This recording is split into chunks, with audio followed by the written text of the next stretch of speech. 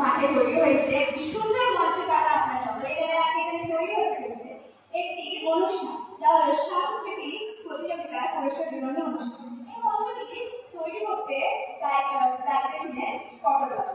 এই মঞ্চটি বাকি মঞ্চ থেকে একটু উঁচু করা হয়েছে কারণ আপনারা নিশ্চয়ই জানেন প্রচুর খরা বেশিরভাগ সময়ই জলের তলায় অর্থাৎ বর্ষাকালে 1 হাতে জলের চেয়ে বেশি থাকে। এই কারণে মঞ্চটি উঁচু করা হচ্ছে যাতে বৃষ্টির সময় কোনোভাবে অনুষ্ঠানটি না আটকায়।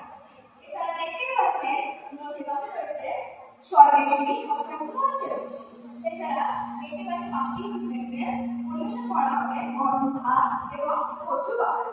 দেখতে পাচ্ছেন আমার পাশে সকলে কচু বাটা তৈরির জন্য আয়োজন করছে।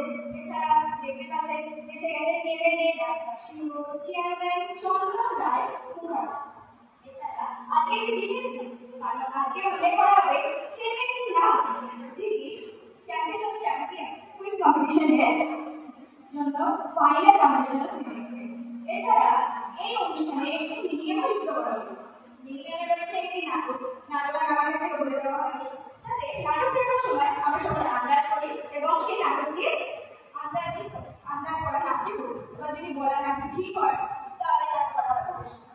সত্যি এটা আমার লোকের বুদ্ধিও করে সত্যি যদি এদের না দেখতাম বুঝতেও পারতাম না মানুষের কল্পনা কত চোখ।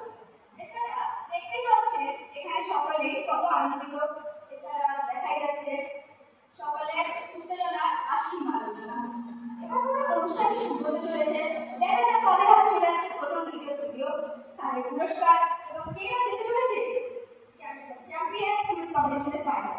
জানতে হলে সবাই আমি সবাই কাছে আমাদের ক্যামেরা একটু চোখ